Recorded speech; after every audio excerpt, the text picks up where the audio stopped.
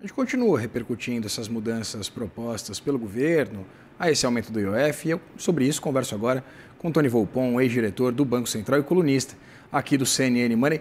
Tony, muito boa tarde. Eu começo aqui, na verdade, elencando um termo que você utilizou numa publicação numa rede social aqui, impostaço. É isso aí? Exatamente, né? Mais uma rodada de aumento de impostos. Então é impostaço mesmo, né?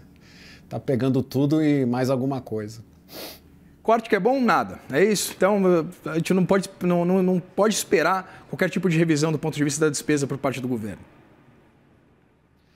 O que foi anunciado realmente no detalhe, está sendo anunciado, né, com algumas mudanças até durante o dia de hoje, são aumentos de impostos, né?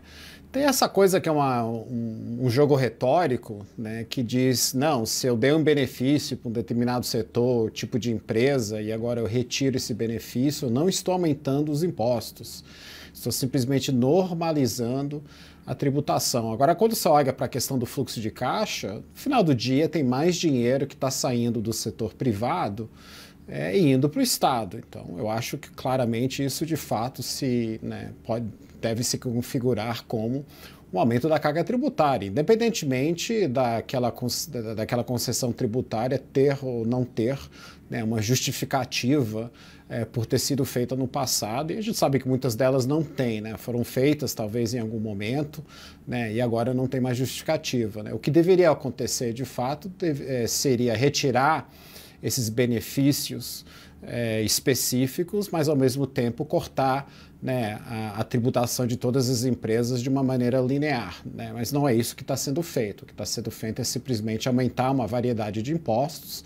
É verdade que o que está na mesa, né, obviamente é uma situação meio dinâmica, o que saiu ontem, agora mudou durante o dia, é ainda verdade que o que eles estão propondo agora é melhor que aquele impostaço do IOF, né, que era realmente uma bizarrice, né, de todos os pontos de vista.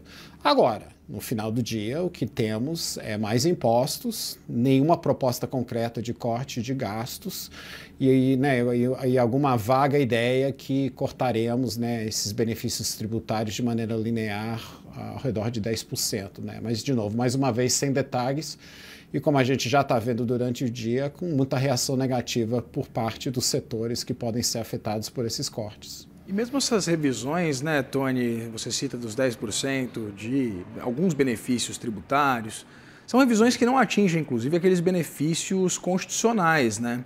E, evidentemente, a gente não conhece ainda o detalhamento dessas, tanto o projeto de lei que deve ser enviado, né? O governo, ao que parece, pode até estar reavaliando a possibilidade de enviar uma proposta de emenda constitucional, até porque não vai atingir qualquer tipo de benefício constitucional. Mas qual é o risco exatamente da gente, em meio à expectativa, sim, desse jogo retórico, a gente rever alguns dos chamados gastos tributários, mas isso ficar aquém das expectativas e a gente vê um cenário muito parecido com o que a gente viu em novembro do ano passado? Eu não diria que é tão crítico assim, né? Como a gente viu em novembro do ano passado, né? Que gerou todo tipo de volatilidade, né? Uma das razões que a taxa de juros estão tão altas foi realmente em reação ao que aconteceu em novembro do ano passado, né? Que gerou uma grande decepção. Eu acho que o mercado está meio esperto ou vamos dizer, já precifica o fato que é bastante improvável que haverá qualquer movimentação concreta em realmente cortar qualquer tipo de gastos, né? Que essa promessa de cortar os chamados gastos tributários também deve ficar um pouquinho, vamos dizer, sem detalhamento e com difícil aprovação. O que vai sobrar são essas medidas de aumento de impostos que já estão na mesa, né? E que, de novo, é melhor do ponto de vista das distorções que esses impostos causam, é melhor que aquele, né, impostaço do IOF, sim. Então, tem um ganho líquido de ter passado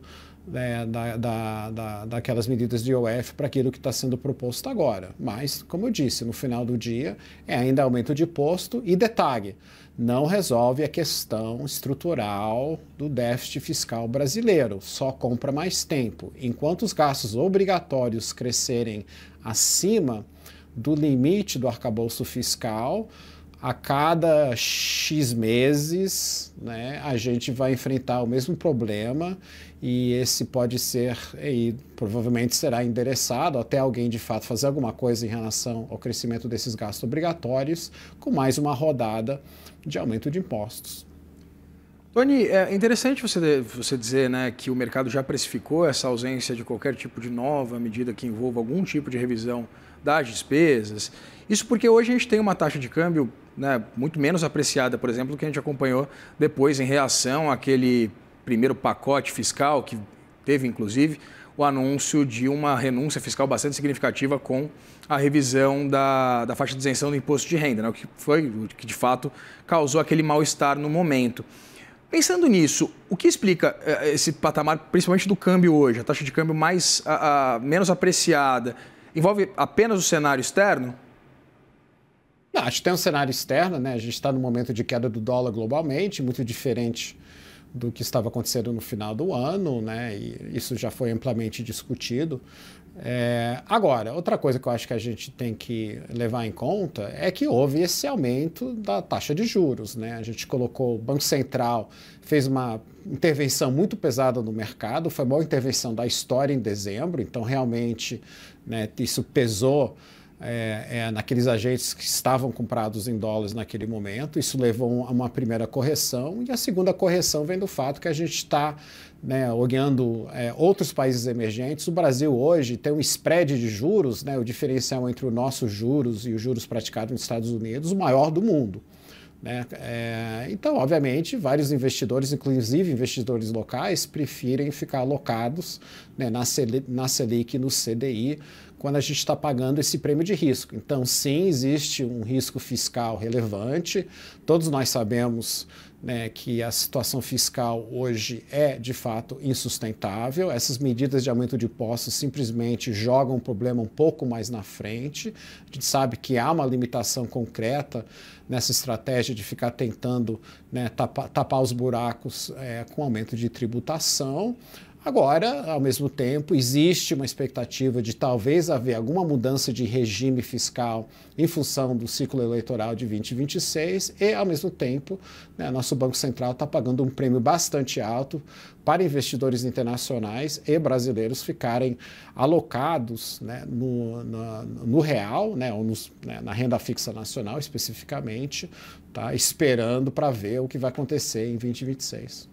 Pensando exatamente nesse aumento do custo de capital, Tony, falando especificamente sobre a taxação, por exemplo, de títulos que eram isentos, como LCI, LCA, CRIs, CRAS, ou as debêntures incentivadas, eu queria entender qual pode ser um possível impacto indireto dessas medidas. A gente pode ter algum tipo de migração desse capital para outros títulos de renda fixa?